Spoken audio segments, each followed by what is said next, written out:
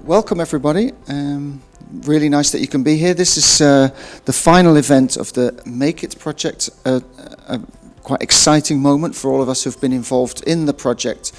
We've put a lot of work in the last couple of years, and so we're very happy to be able to share this with you all today.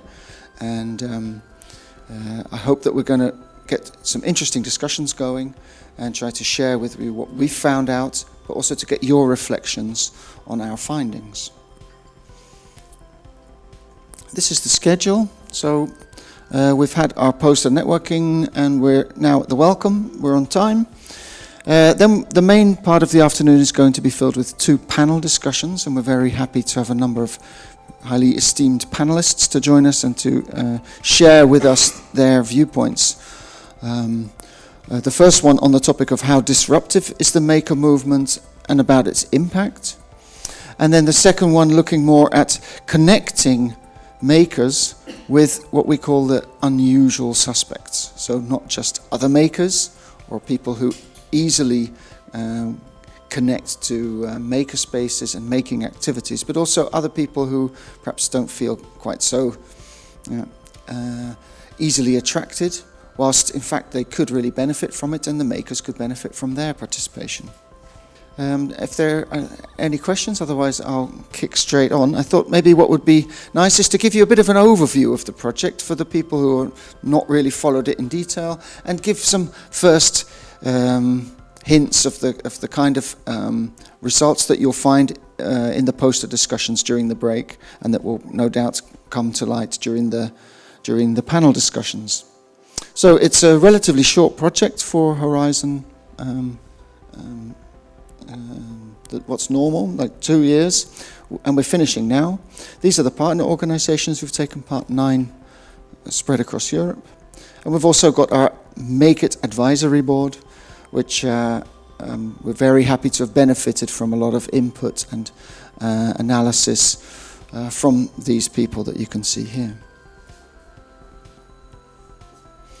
So the whole idea behind Make It is that making as activity really can be benefited by making use of digital platforms and what's termed collective awareness platforms. So like a lot of virtual entities, things like photos and documents, things which are easy to make virtual, can easily be shared and can easily be adapted and really change the way that certain activities take place. Now we're also seeing that physical things made of atoms, not made of bits, are also becoming easy to share, reproduce locally, to adapt to your own circumstances and wishes. And so the promise of making via digital fabrication is in fact that the whole way of producing things and the relationship between people and their physical objects can really change, similar to the way that the virtual world has changed a lot of other domains. So this is something that's very exciting and something which we've really taken on in the Make It project. And we've had our focus, so digital fabrication, the red circle, but also where it overlaps with more grassroots, bottom-up craft, do-it-yourself, creative activities, knowledge building and sharing, which is partially making use of digital fabrication. And also what I mentioned, the collective awareness platforms, so network effects, social innovation, focus more on social needs, co-creation and sustainability. So where these 3 domains overlap each other is really the core, the heart of our Make It project. And our focus has been very much on a kind of process model, looking at how certain means achieve certain ends. And so we've divided our focus into 3 areas based on our analytical framework, looking at the way that maker initiatives are organized, how they're governed, but also how people who get involved collaborate together, the behaviors which they exhibit, how they share with each other. And these 2 interact with each other and create value in different ways for different stakeholders, and also have an impact in society around maker initiatives. And so this has been our focus going throughout the project. What we've done is have a look at 10 European maker initiatives, ranging from Fab Labs through to maker fairs, hardware manufacturers, smart industry, bottom-up initiatives. So quite a range of different types of making initiatives, and we've analysed them individually and quite an in-depth cross-case analysis. And apart from that, we've also carried out innovation action research, and maybe it's worth just explaining what that is, because as a methodology it's quite new. So action research is where you take part and don't just observe as an impartial researcher, but you actually join in, you try to find out from the inside what's happening in your initiatives. But innovation action research is where you don't only take part making use of the tools and processes which are already available, but that you also bring in some of your own. So you're innovating as a member of the maker community. So that's what we've done in a number of different ways, and that will come to light in a minute.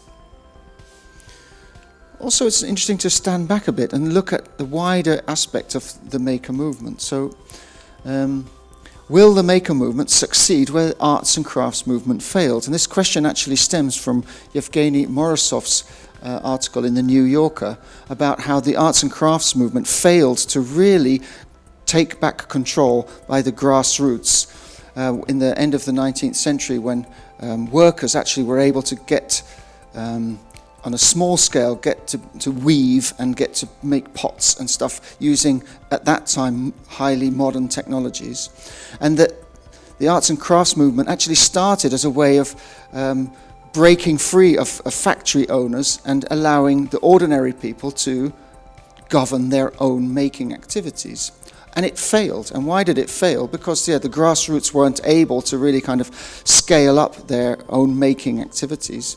And according to Morozov, there was no political dimension demanding equality, so the makers at that time became sidelined, and the factory owners lobbied governments and got the regulations to benefit themselves. Will the same happen with the maker movement? Because the maker movement could also totally change the way that products are produced and distributed, and that how we buy things from IKEA or Philips could be completely different.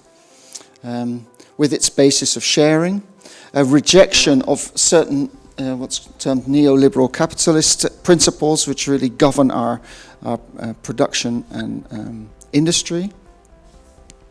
And an example, one of our cases, who's here today, from Fablab Zagreb, actually wanting to distance itself from the establishment because it's actually preventing some of the target groups from joining in because they feel alienated in the university environment, as the universities are seen to belong to the elite and the establishment. So, will makers push for political and legal reforms? That's an interesting topic. It's, like I say, it's standing back, looking at a broader view than only our analytical steps within the Make It project. But I thought it's maybe worth describing this picture to start with, particularly if you look at what's happened in the last few weeks in the USA, where legislation protecting net neutrality is being dismantled. So when makers share their designs, or when they try to interact with each other, the potential is now there that corporate organizations will be able to block that and promote their own designs over grassroots designs. And that will, if that happens, that will prevent makers from really ramping up. So there is definitely a political dimension to it, so I agree with Morozov there. Okay, but I want to just go in a kind of a quick flight through some of our key results, and then allow everyone the chance in the break to go into more depth into the things which they like themselves. So I mentioned first our cases, our 10 cases, and a cross-case analysis, some of the key results. So we've looked at economically, so the makers' initiative's impact is linked to their influence on supply chains, unique value propositions serving niche markets, and the creation of job opportunities. These are things which policymakers are really keen on, and we're seeing it happening. Socially, makers have strong links to educational institutions, and so young people's educational careers are being influenced. And environmentally, maker projects encourage design for reuse, and so there are steps towards reducing transportation, for example. These are just some little highlights just to wet your whistle, and I'd like to invite Elizabeth. Maybe you can just briefly say what you can discuss in the break, in the poster session. Over there on the wall, on the right side, there is a poster with some key insights from the case studies we have done in the framework of these case studies, cross-case analysis of 10 different maker initiatives. We have done around 40 interviews, and we tried to sum up some of the key messages or key insights that we want to share. And so if you're interested, come in the break and discuss with me over there. I'll be there. Perfect, thank you. So moving on, like I say, we adopted this innovation action research methodology, and it has two sides to it. So one was knowledge transfer, so connecting to makers through knowledge transfer workshops, for example, and there we've got certain key lessons learned on different topics, including business models. There's going to be some more talk on that, but also on introducing new innovations into maker communities, so wholly new collective awareness platforms and technology enhancements, carrying out pilots across Europe, and specifically in 3 innovations, so building spheres of participation, a tool to help build appropriate participation from different stakeholders, a tech radar to inspire makers about the trends, technologies and platforms which they can use and connect to, and also a Fablabs IO tool helping to understand the European maker movement and its use of this hub. And I'd like to ask Bart just to introduce what he might be able to tell you about this innovation action research during the poster session. Well, good afternoon, everybody. During the break, I can give you more details on the key findings and the results of the innovation action research, especially focusing also on the CAPS-related technology enhancements, explaining them a little bit, showing what kind of output and findings we have related to experimenting with those new tools and technologies. So if you're interested in that, definitely also show up during the break. I can be at the corner there, but I have it on my laptop here, so I can be everywhere. Thank you, Bart. So moving on briefly with our quick overview of some of the findings, just to whet your appetite. We looked at impact assessment in different ways. One was development of a new questionnaire-based assessment tool, which was developed and tested on a wide set of European maker initiatives. And some key findings, which actually are very interesting, just to mention briefly. So, for example, female makers, although there are far fewer of them, are more driven by social motives. And male makers have a stronger technical ambition. So perhaps that's in line with what you might expect. But we also thought that all makers had this kind of social drive, but that's much more prominent for females. And also the way that makers interact together. So if they're connected via an ecosystem, then they realize more social impact than simple partnerships do, or a much wider communities. So that's also interesting, and I'm going to invite Jeremy just to briefly say where he'll be if you want to discuss with him during the break what happened here. Okay, I didn't know I was going to be anywhere, but I'll be here. Oh, okay, right, yeah. Well, actually, that first bullet point, female makers, they're more successful than men, according to what they say, but according also to what the men say. So that's actually quite interesting. And actually, I think doing the detailed discussions with them, I think that is coming through quite strongly.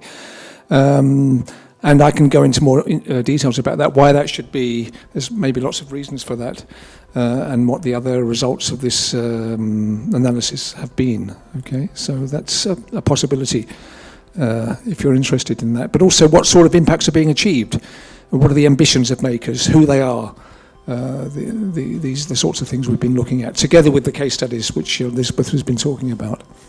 So, okay. Maybe this is a question to ask Jeremy later then. But I was curious about, to what extent, like, how big is that data set? And have you looked at how this kind of links to other types of data around men, women, gender diversity in tech? So, for example, the work I've been doing in the UK on crowdfunding shows the same trend. If you look at crowdfunding for startups and small businesses, primarily used by men to raise finance, also used by men to invest and donate money. Look at money for good causes, you have 60-75% women using it to fundraise. Around 70% of backers are women, so you have the same trend there. And I wondered if you can find the same trend in a number of different categories of technology to show some sort of link. Because I don't think this is just the maker movement, but it would be interesting to kind of back it up with other pieces of data around kind of the same kind of tech for good DSI space. But we can talk about that. Yeah, we only got the results 2 or 3 months ago, so we haven't had a chance. But we need to talk then, Peter, about that, because there's a sample of 42 in-depth interviews in the Barcelona Maker Fair in June, and that's actually about 60% of those who were there. It was a random sample of who was there, right? So it's not huge, but I think it's quite interesting. And we also corroborated what we were finding with the 10 case studies, which Elizabeth has been talking about as well.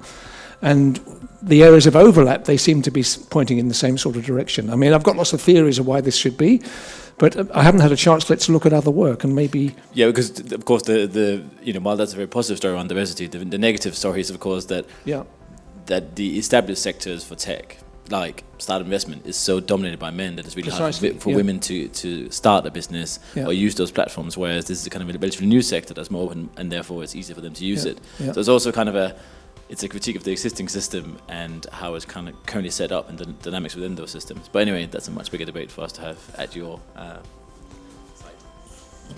Okay, thanks for that. Very interesting. And it's certainly the case in our experiences in the project that the women are less involved, but when they're involved, they're more successful and having more impact. But anyway, that's more.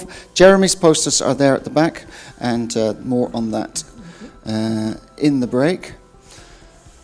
We've looked closely at societal impact analysis and sustainability scenarios. So we've been looking at exploring possible scenarios to illustrate how our findings may play out in the future and to get feedback on different possible futures.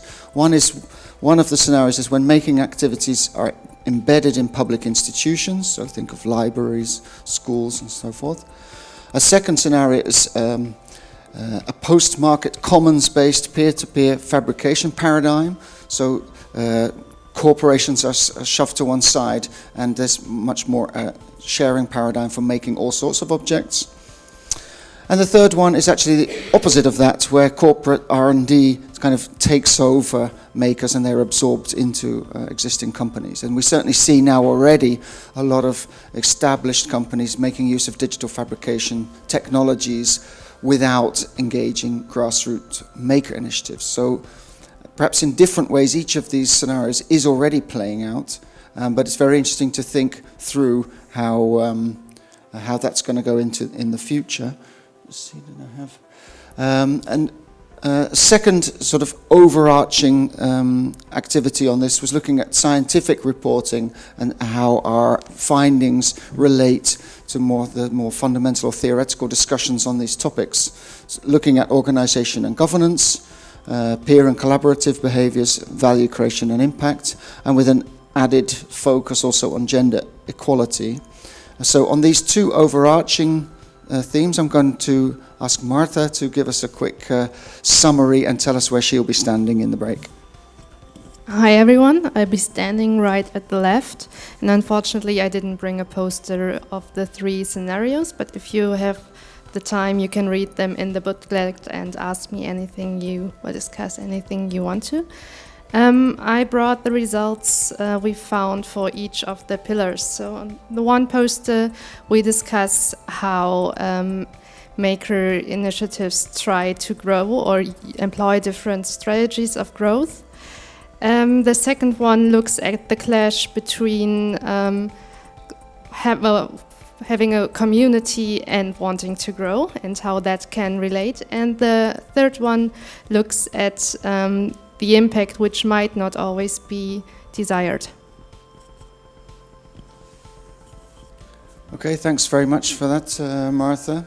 One thing on that third pillar, that value creation and impacts, which Martha and I, particularly with Bart, are very proud about, is a paper which we published in Business Horizons about trying to reconcile different what are termed institutional logics. So that's ways of thinking, the cultural and unwritten rules which govern the way that you think and work.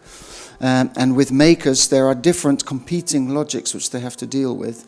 Well, on one side, staying true to their social or environmental beliefs, but on the other side, trying to become financially stable and sustainable. And so these two sometimes pull in different directions. And so through the results of our whole project, we've been able to uncover new insights into how those different logics are becoming reconciled. And so there's also, I'd like to point you in the direction of that paper, and Martha's got all the details on that as well, as have I, if you need it. Okay. We're just flying over briefly, just to give you a bit of a contours of the land. Of course, I don't want to go without discussing, or at least mentioning, our dissemination, exploitation and communication activities. On our website, which has been beautifully managed, we've got all sorts of materials on there and a lot of information about the different outputs of the project and different events which we've taken part in, online talks, webinars, info on all sorts of workshops which we've had, engagement with public events such as science fairs, and also a kind of exploitation and sustainability strategy for findings from Make It, because Make It's a small project, quite limited in time, and so we want to be able to allow these results and our insights to have beneficial impact after the project. Okay. So the idea was that it would now be 3 o'clock, and it's 2 minutes to 3, so we're slightly ahead of time, which is great. And I would now like to invite our panelists. We've had a slight change because Roberto from Fablab Zagreb is one of the people who's got a bit of trouble with his flight home, so he's going to have to leave early. He was going to take part in the second panel, but we're going to invite him up for the first panel. So come on up if your name is on the board here.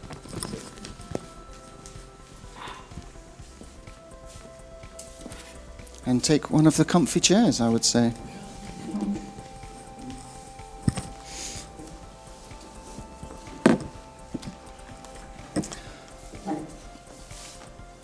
Okay, so there's a microphone there which we can share around. Oh, let me just open my laptop.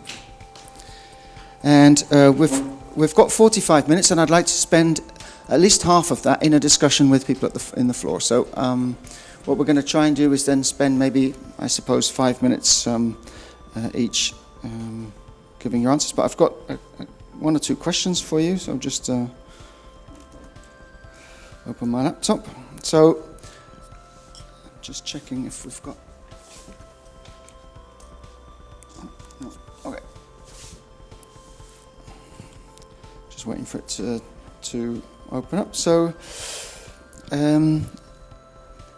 in the panel, we've got some people who are really deeply involved in the project itself, and some people who were less involved or not really involved, but can also give their insights into the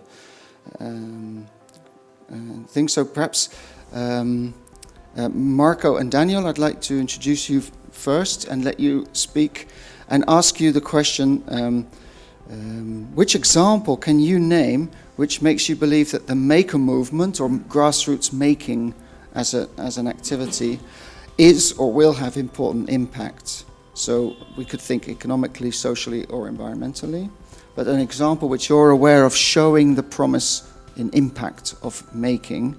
And Marco, maybe you could start and introduce yourself to the public. Works? Yep. And so I'm Marco Cassino, I'm from Torino. I'm vice president of Fablab Torino, and our Fablab is really connecting with the Arduino basic Italian base.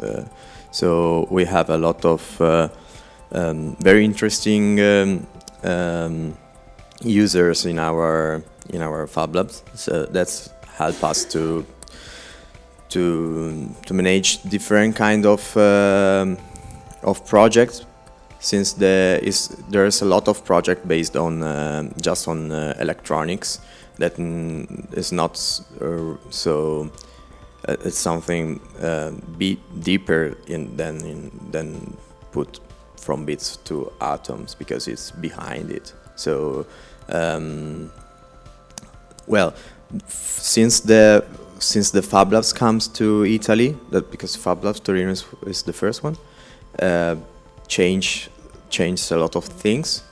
And for me too, in my background, I'm a designer, and I work with digital fabrication for the production, but there wasn't nobody that could do little production of things.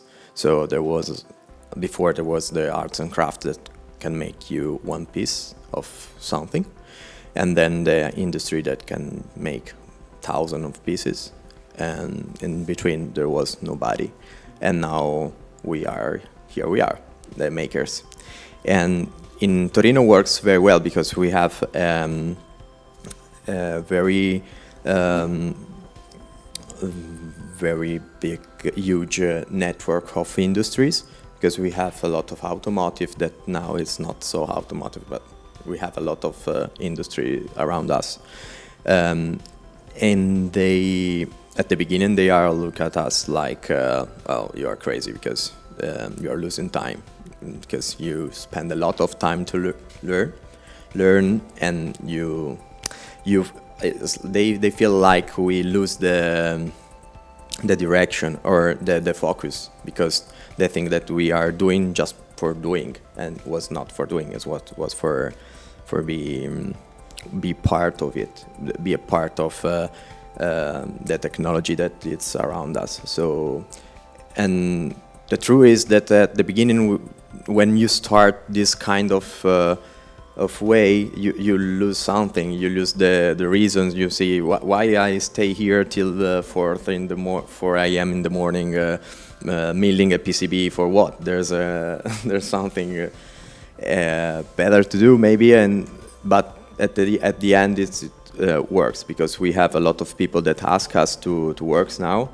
Research and develop is very. We can do it in a very shorter time than a real company. So who's asking you then to help them with the R&D? Are that the automotive companies? Yes, also a lot of companies. Because there's a lot of little companies that don't have money to spend in a real group of research and R&D, so ask us to do it. And this is very. It's strange, because it's interesting. Before they say you are playing with stuff, and then can you do it for me? And say yes, I can, of course. Okay, that's a really nice example. And that's strange, because we do with playing. So they figure out that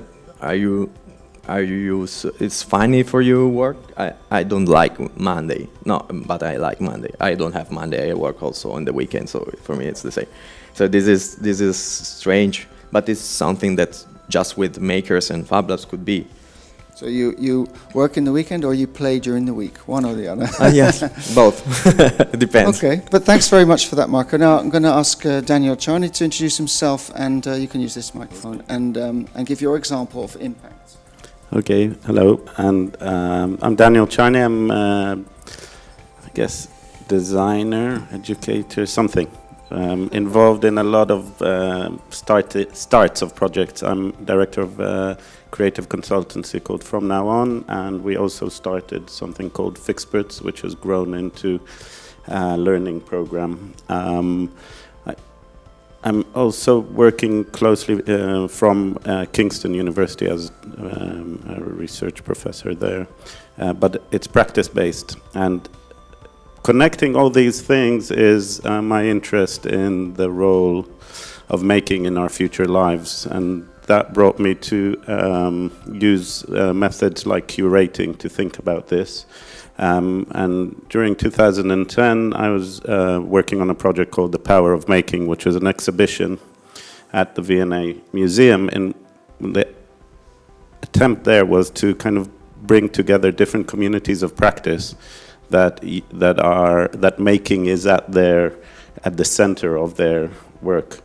At the time, that was quite difficult to get that term accepted in the cultural institutes that deal with making culture from the outset. So something has changed there dramatically in terms of cultural organizations and their interest in making programs. We can see that across the board in lots of organizations, from science museums to other institutes which are outside what you would expect, using making as a way of bringing people together, a way of sharing their knowledge on their collections. That cultural role of making, social role of making, also served us to look at the cultural role of makerspaces. And through makerspaces also connect to libraries. I think that's another arena where things are happening, the relationship of libraries to making. Is it always to do with the maker movement or maker culture? I think it's really part of a more complex set of needs, and is the impact directly of the maker movement? I doubt it. It's kind of, people are connecting to some of the really key elements that you described, the digital fabrication, the networking, but more than that, I think there are a lot of people who are making who don't call themselves makers, and that's where you can see really interesting impact. And I want to bring two examples, one very outside anti-establishment, and I think it was yesterday I came across a really good article of a 45-minute talk about the hacking of the Nintendo Experience Switch. I don't know if you've followed this, but this is big for Nintendo, and it's not actually clear if they're worried about it or maybe even interested in it, but it's been, in this 45-minute talk, you can see that there are communities using all kinds of IT technologies. They're meeting, they're publishing papers, they're having conferences like in the Chaos Communication Conference. It's almost, it's a parallel and undeclared kind of academic arena, and also very much from the hackers. They're not necessarily in hacker spaces. Many of them are doing it from wherever they are. Some of them are doing it in institutions, but it's been going on for about a year. It's about to be made public. What does that mean, that this kind of people that maybe wouldn't even call themselves part of the maker, they're gamers. They're hacker gamers. They're not necessarily makers by their own definition. They make and they hack, and they're possibly changing one of the bigger companies in the gaming, and maybe the access to kind of, you know, people's access to change what the products that they're offered and intervene into that. I think that's a really good example. On the other side, I'd like to talk about an initiative that I've been involved in, which is called Fixperts, which is taking the maker mindset into education. It's a learning program. It's a user-centered design. It's design thinking, applied thinking. It's problem solving through kind of project-based learning. It started as a kind of micro-volunteering initiative for designers and makers to volunteer and solve a problem for someone else. So it has a social, applying your creativity in social context. We saw that there was a really good reaction and good pickup to this, using fixing as a form of making, but also this idea of fixing a situation. It very much comes from the maker movement ethos of also of sharing. It's open source. It's currently is taught in 35 universities across 19 countries. In the last year and a half, we've been trying to get the format into formal education, and we've recently had success with a STEM award, a technical STEM award in the UK. So this is now published with an exam board, and teachers are learning to use this maker mindset in a project-based learning. And it connects to all the discussions about the maker movement's relationship with STEM, or STEAM, or even STEAM-D when design is involved. And it's very much, I think, an example that's going to hopefully start being part of formal education in other places, opening this So education, culture, I think, is somewhere where we can see, and I think you covered a bit of that in the article that came out of Make It, looking at education and social. So it's both the maker, digital, physical, so almost technology agnostic, but with the maker mindset plus the social aspect, starting very early from 9-year-olds, and the STEM award is for 14-year-olds, but we're having conversations in other countries, in Denmark or in Spain, and open to do that. But this means that there are lots of teachers that are interested in the maker mindset. I'm not sure they call it the maker movement, though, in that sense, but it's the culture of making which is offering. And maybe the maker movement being in the news, being as part of the industry 4.0, industry kind of being in the news about consumption and production, and is helping them. And that connects to one last point, which is to do, I think, with consumption and fabrication, which is the whole mass customization arena, and how. Never mind, that's okay. How the mass customization is, I think, is going to be an arena where we're going to see this whole debate about how much users are actually making, and how much confidence they have, and how much companies relate to that. So I think that's another big area that the maker movement might have some relationship with, and that's really about local manufacturing, about pre-production, during production and post-production involvement of users. So these are the three. Fascinating. Thanks very much, Daniel. So these are two really rich insights from outside in, as it were, from the project's perspective then, of grassroots initiatives which are really having an impact in society. So now I want to invite the people who were involved in the Make It project to think about and maybe discuss which new finding, pick one of the findings or insights from the Make It project that shows how collective awareness platforms are helping makers to achieve impact. Jeremy Millard, can I start with you, perhaps? Well, I'm not sure I can directly address the CAP aspect, but it's part of it, right? I'd like to pick up a little bit on what Daniel was saying, because my thoughts about this morning were in some ways quite similar to what you have said. But I was really focusing on the question, how disruptive is the maker movement? My view is that it's slightly the wrong question, because the maker movement is really just one trend amongst a series of trends which are very similar. I'm thinking of, and Daniel mentioned some of them, I mean, social innovation more generally, the bottom-up aspects of it, creative and collaborative economy, and sharing, and open source, which is not just making, but it's more broad than that. Local circular economies, and people call that circular societies, and so the new localism with trying to retain value locally, so it links in to the local manufacturing, mass customization, personalization. I can see all these things, in a sense, pulling in the same direction. And I don't think the maker movement on its own, if we're talking about looking at Fab Labs and things like that, is going to have a huge impact on its own. But it's symptomatic of this wider movement, I think, which is really interesting. And it shares some of the characteristics of that, and also some of the dangers. So it's not so much disruption. I think the whole thing is disruptive, of course, but it's how it links with the Industry 4.0 aspects.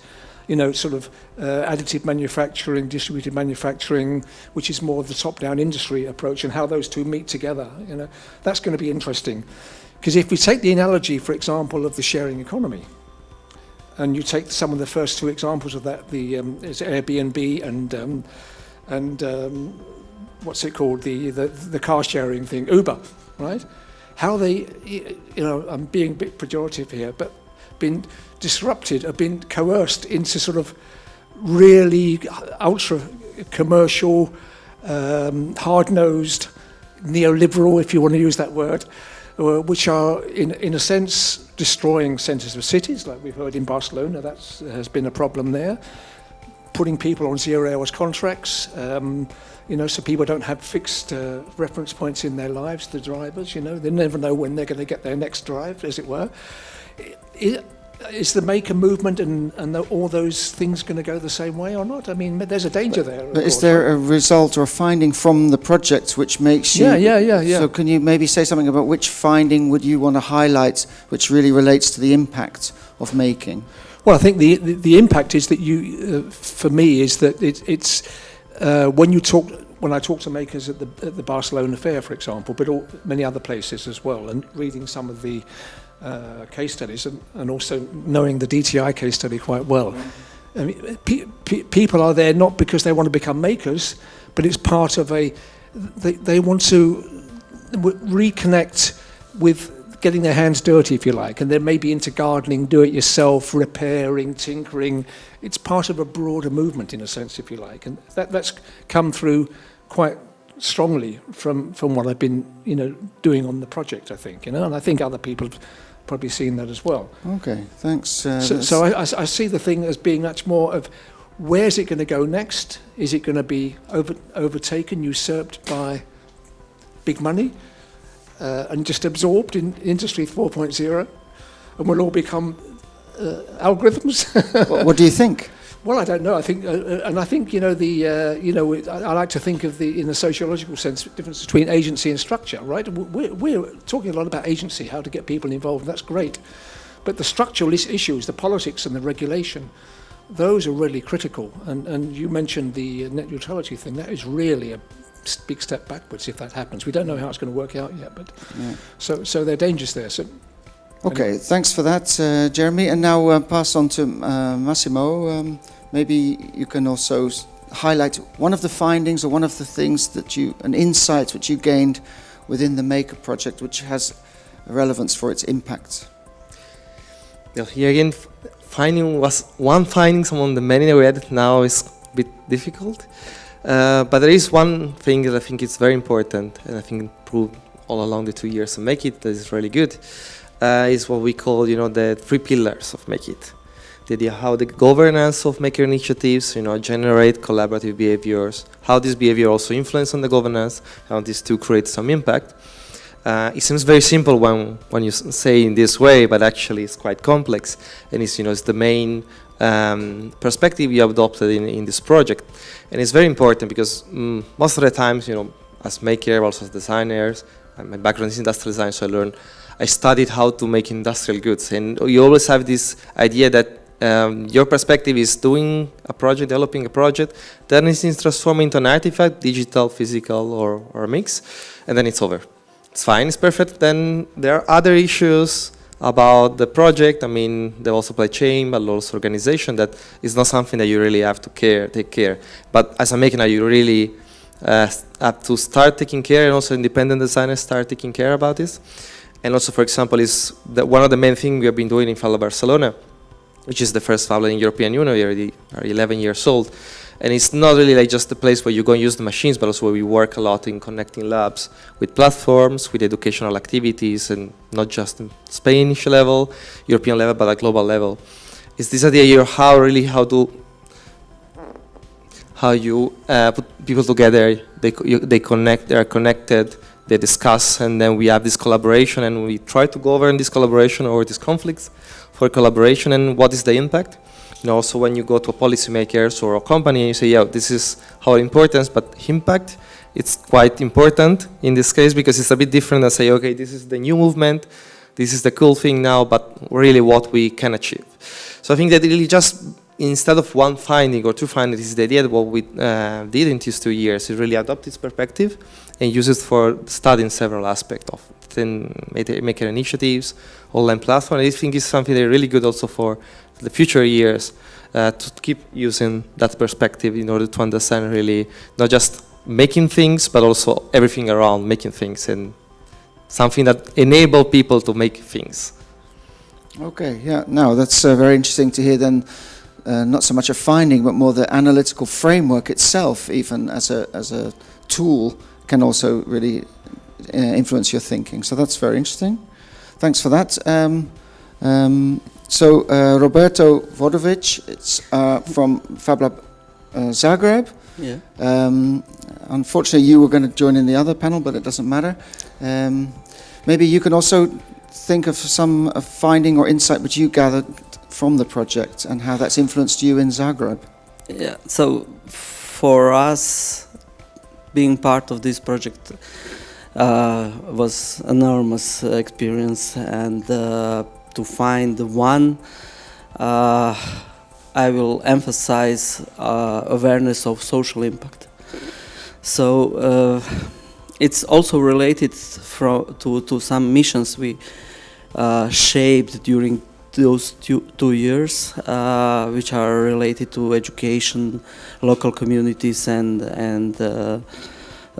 business or entrepreneurship. But this social impact is something what even before this project we were feeling about, but we were not aware of the potential. So for us is most important stuff, of course, beside other pillars, organizing stuff and so on.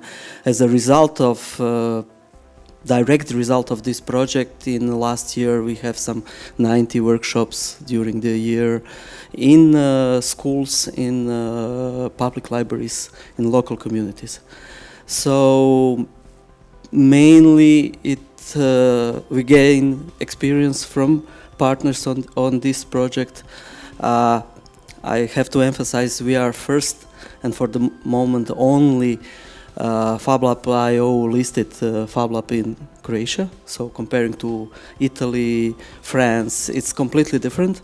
So we feel that our obligation is to also provide information about experience from the international network to all national level, to different stakeholders who are willing to maybe start with the Fab Labs, Makerspace, and so on.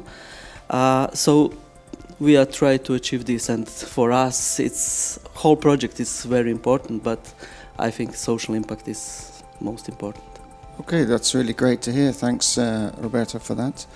I've got more questions for you, but I also did promise, and I'd like to get questions from the floor.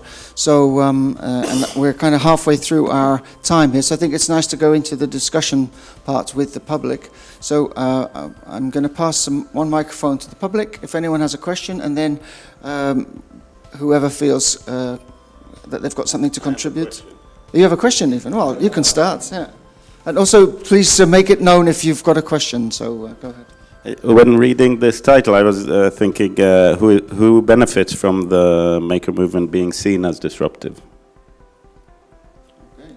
Because that's the flip side of it. I think who is interested to see it as disruptive, or who benefits from it?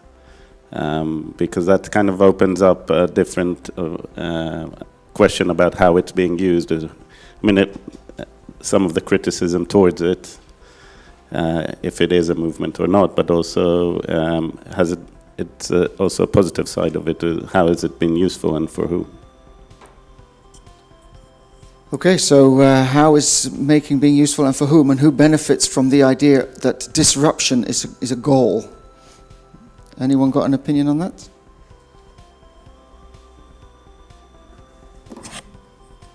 Well, I don't think people normally think in terms of disruption, actually.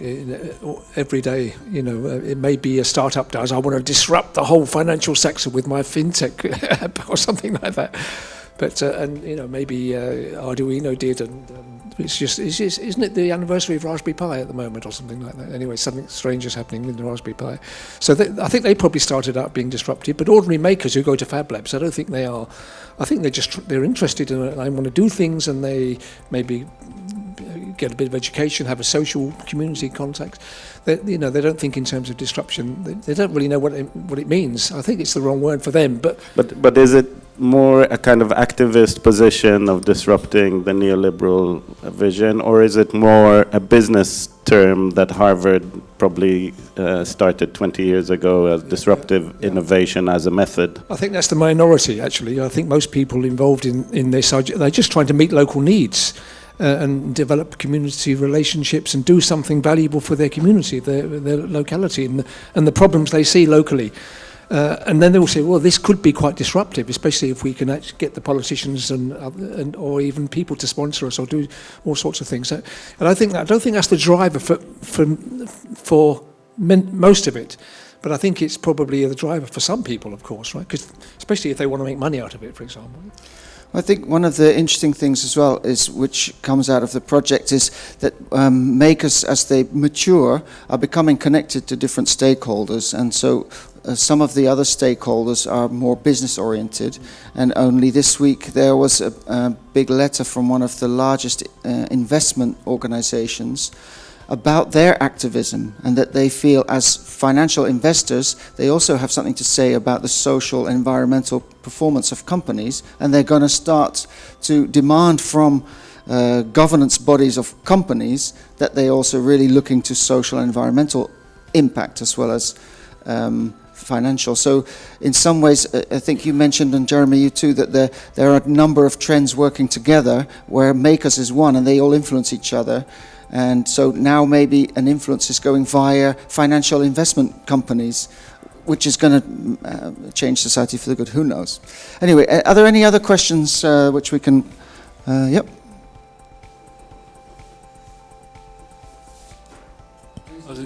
Yeah, so my name is Peter Beck and I work at Nesta, and amongst other things I lead our work around this thing we call technology and social innovation. It's a kind of either a subset or a way of describing part of the maker movement depending on who you ask. But I was going to say one observation, one question. I guess it's also kind of when you say disruption, is kind of disruption for what and for who. Because last year 2 colleagues of mine did a study called Made in China, which looked at the Chinese maker movement, which their big reflection was how commercialized the Chinese maker movement is, and how very different that is from what we see in Europe, and how the US maker movement is somewhere in between, right? But when Shanghai says we're going to open 100 makerspaces, it's all about startups, and that's probably also why you have lots and lots of companies in China who are already commercializing innovations from within the maker movement. In many ways, that's a much clearer route for disruption, because we have this kind of established kind of world around startups, new businesses, VCs, angels picking them up, or companies buying them and then commercializing them and scaling them up, and that's how that world works, and that's fine. But I guess what characterizes, and please, you're the experts, not me, but what I think characterizes much of the European maker movement is kind of a more social focus, and this link between open source is also open source and then doing good. And we know, and this comes back to Jeremy's point, which is social innovation is just so much harder to scale because there aren't the same kind of business models and kind of investment drivers in there. So whose job is it to take these things and scale them so they really disrupt stuff at scale? So I think I think it kind of needs to be in the context of who are these products, tools, things for, and that will kind of determine the level of kind of the speed of disruption, right? And I think it's just, so there's many answers underneath that heading. And the second thing is, so I'm a big fan of von Hippel. I read his first book and I read his last book on free innovation, and I think it's really nice because it also kind of really criticizes this idea that everything is about scaling one thing, and actually one of the beauties of this is that it's not like the disruptive thing. It's not the Uber or the Airbnb. It's about kind of more generally that we all have a new skill set and ability to create something for ourselves in our community, which is a beautiful idea, and I think that is probably the better way of talking about the kind of disruption we're seeing here. But thirdly, and this is probably, it's always really helpful when I spent all my work life in kind of the world of trying to understand all the stuff happening here, but I'm not a maker myself.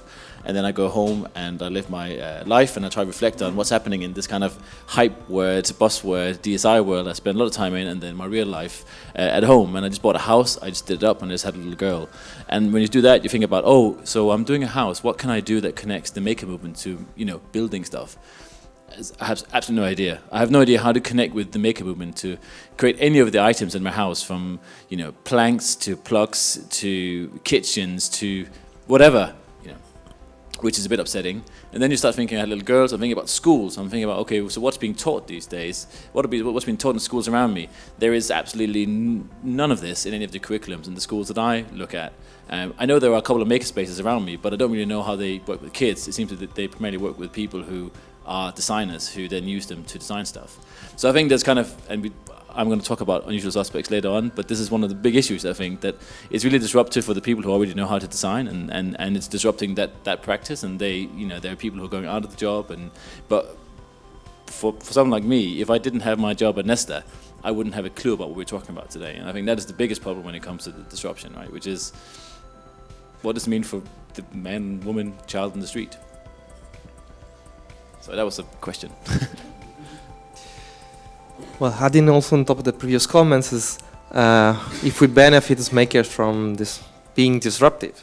I don't know, maybe the maker initiative that work more on research and development, maybe, if we get more funding and support from startups, from policymakers regarding really producing new products and services. But the whole maker movement, I mean, if it's a movement or a community, I mean, it's so big, especially because it has different approach and different cultures.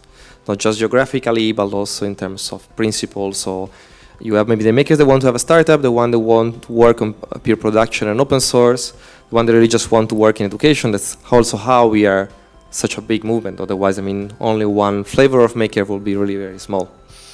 So for the time being, if disruptive, whatever is still a popular buzzword, maybe it can also help. But I also seen recently there's been a discussion, I think maybe especially in USA, as I will say, go against this disruption is, let's say, talking about who does the maintenance. So let's just not just talk about, completely destroy everything and do something more, but actually, maintaining what's already there. And for example, this is important, is already a lot of Fab Labs and makerspaces that are doing that. So they don't do any new products, they don't do any fancy things. They do a lot of education for people in the neighborhood. They teach kids how to develop their project to learn from that. They teach any kind of people for fixing their broken furniture or broken computer, these kind of things. This is something that probably you don't see on TV, you don't see in a lot of reports. It doesn't, raise the GDP or create startups or more million of euros coming from venture capital, and then more going to the venture capital. And so, but this is actually something that's very important. What we are doing.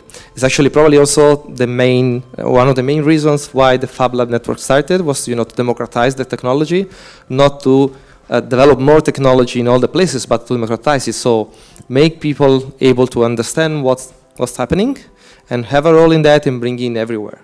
And I see, for example, that when the first Maker Faire Rome was done in Rome, still the maker movement was still quite unknown in Italy. So immediately work on pushing that, and I saw people that would have never seen any, wearable computing or interactive device. They will probably see on TV at midnight, because before nobody is interested in technology. So, they put it at midnight, where only stuff are, and then they could see these projects. I remember specifically it was a wearable device attached to a clothes, and they say, "Oh, this is really something that I can see. I can see it now. It's not just a university in United States or in Japan or whatever. I can actually see how it works, and I see that it also it reaches to me. So it's also something that is very important, more than completely disrupting things, but also distributing ideas. So it would seem that Peter's question was, I want more of it, or I'm looking for it, and it's not easy to find. And what you're saying is that process is going, and so there is continually more outreach, so more people are getting connected. Yeah. To talk about how disruptive can maker movement be, we are doing lots of activities in the school. So what we try to achieve with the kids by learning by doing, or make project-oriented learning and so on. So it's not just makers, but also design thinking and some other aspects, what is also already mentioned, is how make those kids confident with those technology. So if we make them confident that they can make something, they can transfer their ideas to products, to impact local community, this will definitely depend how disruptive this whole movement can be. So. Okay, yeah. So you're really starting with the youth and boosting their confidence. That's an important step. Marco, I just wanted to ask you, maybe from your experience, so this question about whether making is going to disrupt. You mentioned, for example, automotive industry, but is it going to disrupt it? Is it going to align, and maybe some kind of product hacking going on to benefit maybe both the users and the companies? How do you see the transition or the development of these two together? I think that before talking about automotive and real project, I think that the real disruptive stuff is when there are people that are not should not involve in that project that are involved in the project. This is the real disruptive way. If you teach to kids to code video games, it's like okay, never happens before, because you can now put something of you in that video games that you play. So it's to give to the people the real power to change what they do, and not to cover it in a case. And this is the real what I think about disruptive, and maybe it's more the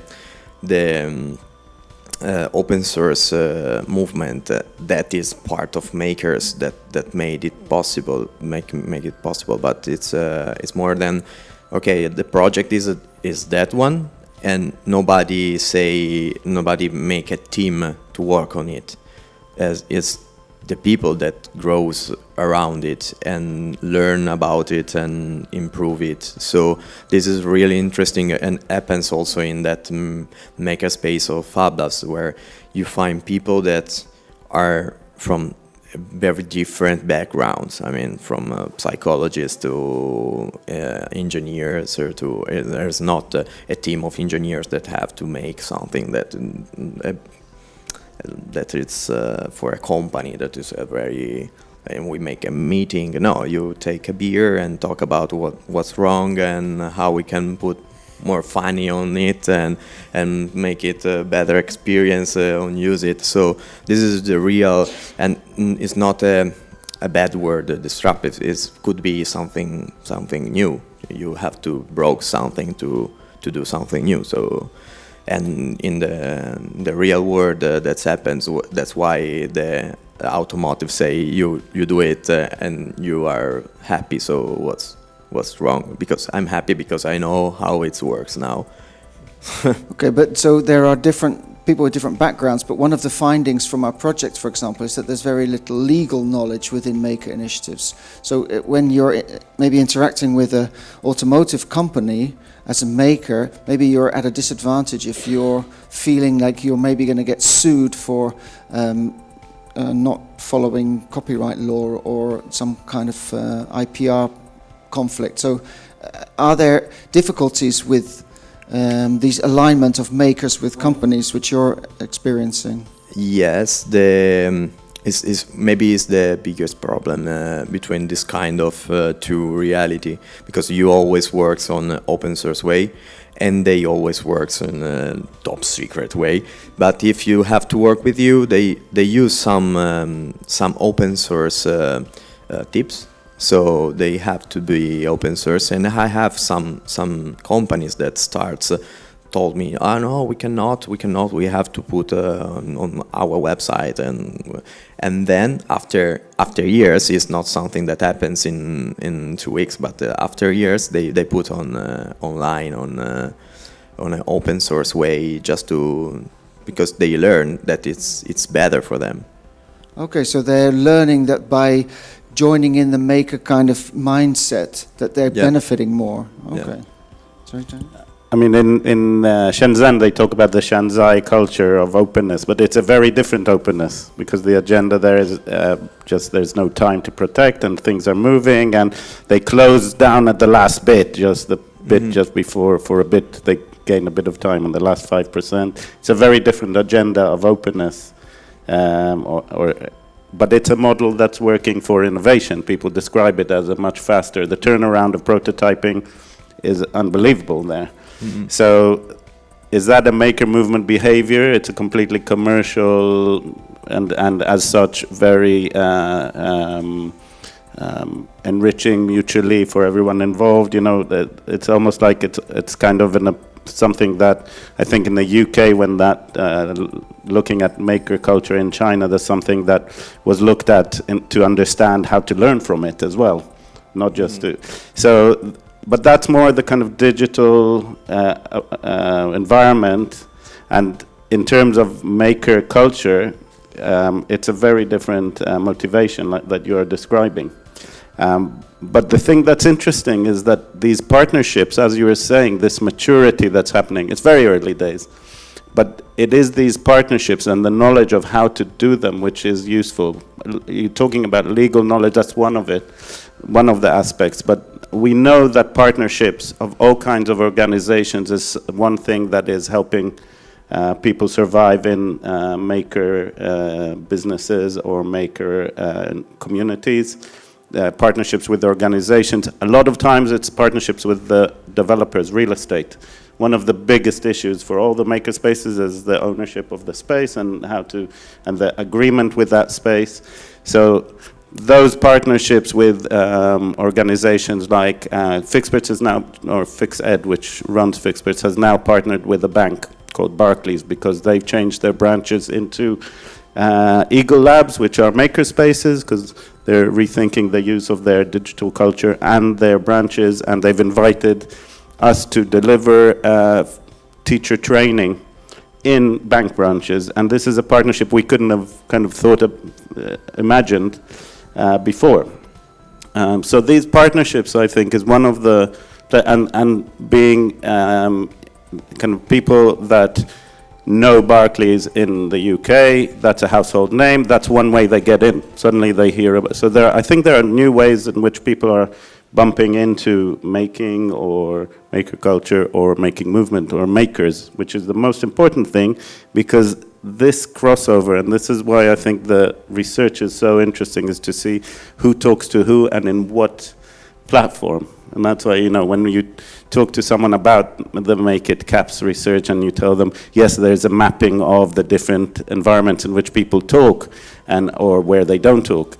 That's really interesting. They want to see that, or they want to see what's the build of the people and what's their motivations.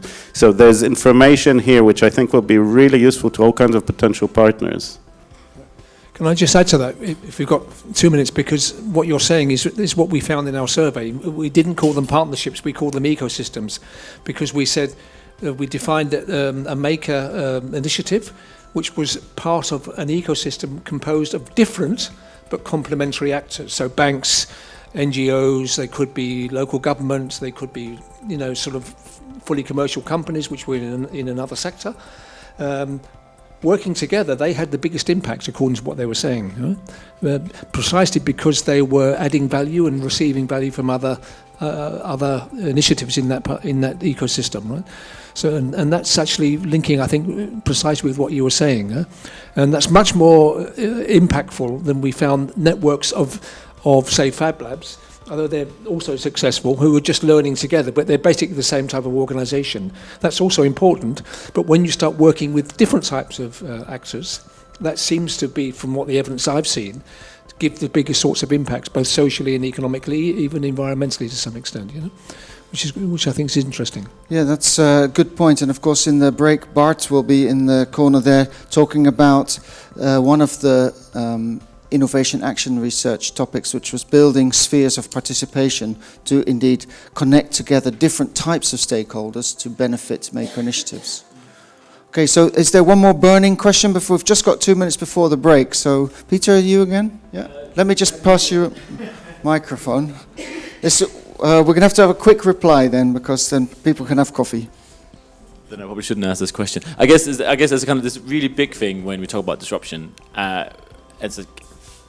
I find one of the barriers to disruption or understanding the opportunity in the maker movement is that a lot of the conversations are driven by it's open source and it's transparent, which means a lot to the people in the movement, but doesn't mean much to the people around it. And I wonder to what extent you found when you talk about the impact you have and the disruption you cause, do you begin with we're open source hardware, or do you begin with this is how we help education, skills, automation? The top 10 things on a politician's agenda. Do you begin with that as this is the disruptive potential of this movement, or do you begin with we're open source? Because I have a hunch that you get a lot more traction if you talk about the latter than the former. Well, at least make it that we studied 10 initiatives, of course. So I don't know how this will cover all the maker initiatives in Europe, but I also have the impression that there is this very strongly tech-oriented culture of talking about technology first, and then about people and the needs later. I think it's really a huge issue when you want to talk really with people that they are not really familiar with. And it's not just about technology, but also if you go in open source movement, it's also talking first about how ethical this is, even if it doesn't work, even if it's not the best thing for you. So, but this is good for you, so you have to take it. Like, you know, the food in matrix. Don't complain about it. This has everything for you, all the proteins and vitamin, even if not really what you want. So yeah, this is actually quite an issue. It depends also on who you're talking. I mean, with my background as design, usually when I've been working in developing Fablab, I start first on trying to understand who will be the users and the community of the lab. So what they need and what could be done for them before then saying, okay, this is the list of machines. These are the what you actually need, because this is really like the minimum basic things for doing technology, and then you have them.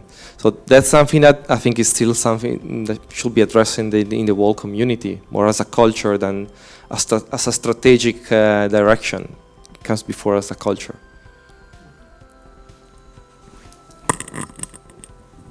Okay, thanks very much. I'm sure we could discuss the impact and disruption of making much more, but we've also got the opportunity now to interact with members of the Make It project by the posters. So that's to reiterate, Jeremy, Elizabeth, Martha and Bart. And so grab yourself a coffee. We're going to come back and do the next panel in 30 minutes from now. Oh, and a round of applause for our panelists.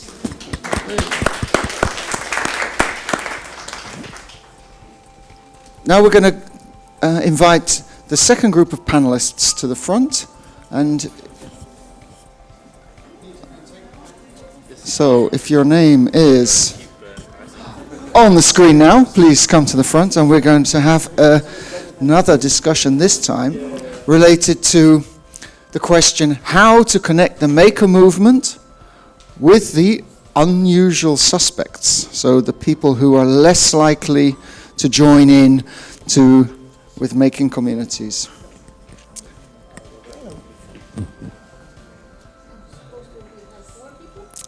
We're supposed to have 5 people because Roberto Fdovovic was shimmy along one, yeah. We're supposed to have 5 because Roberto had to leave, unfortunately. So that means you've got a little bit more time each to discuss these things. Let me just pull up my question. So I'm going to kick off by asking you the following, if my computer will wake up.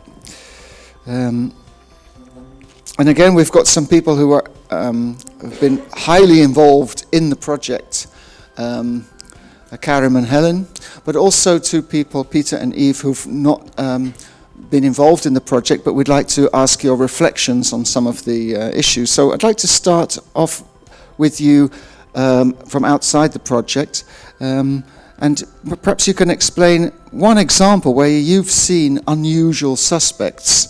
So that could be girls, it could be disadvantaged groups, it could be perhaps commercial firms connecting to non-commercial, in any area of society where you've seen how unusual suspects are connecting to maker initiatives or related initiatives, or how they're not perhaps, but what we can all learn from it. What would be your experiences there? So Eve, maybe I can start with you. If you can introduce yourself to the public.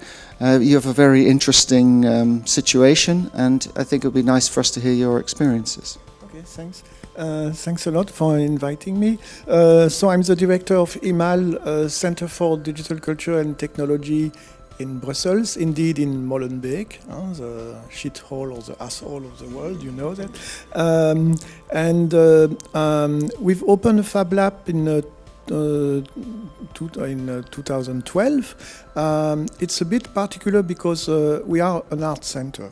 A digital art center, so art, science and technology, and we do a lot of activities, of course, presentation, exhibition, symposium, lectures, artists in residencies, with a media lab where artists can experiment, research and do with new technology, create artworks, be imaginative, learn, share, discuss together. And we opened the Fab Lab for two main reasons. One, it was from the artistic side, from the digital artist, where we could see that many of them wanted to go away from the computer, from the screens, from the projection, and wanted to go to more tangible things, to objects. And with a Fab Lab, digital fabrication, you can do objects, you can work with matter, bits, with atoms, through digital process and thinking. And the other reason was the fact that indeed we are in Brussels, in Molenbeek, and Brussels is a very particular city, and Molenbeek also, where indeed it's probably the wealthiest part of Belgium, but at the same time it's the poorest and with the most with the biggest social cohesion problem, with an incredible multiculturality, with a lot of unemployment, with a lot of young people with no jobs, and it's clear that you cannot be an art center completely ignorant of this situation in Molenbeek. And the Fab Lab for us was a tool to get more activities with the neighborhood, with the local population, and indeed to attract the unusual suspect to our art center, and also to this whole field of technology. How do you empower people with technology, with digital tools? How do you give them trust so that they can find their place in this digital society and so on? So we are not at all in this disruptive startup model. We are much more in the community, the collaborative, the common, the education, the arts, the research also of people with technology. How can they can hack it, or can they transform it, appropriate it in creative ways? And for the unsuspect people who come to the Fab Lab, well, it's really a mixture of people. We have, of course, designer, artists, artist students. We have artists in residencies, but we have old people. We have a lot of unemployed people. Yeah. So your neighborhood is famous for certain immigrant subpopulations for rioting and for getting on the streets and stuff like that. You were telling me in the break that that's been a bit blown out of proportion in the media, but are you getting some of those youngsters into your Fab Lab to encourage them to get engaged in art and in making? Yes, indeed, we are in a transition phase where we have now a European Regional Development Fund project, which is both in terms of infrastructure, cultural infrastructure in a difficult neighborhood, as the Canal Zone, Molenbeek, for instance, but also a lot in education and social cohesion.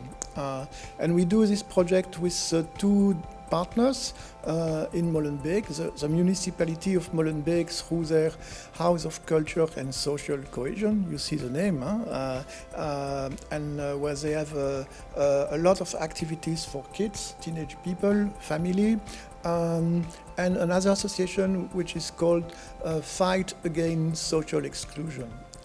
Which is working with group of local houses, a group of women, immigrant women, and so on.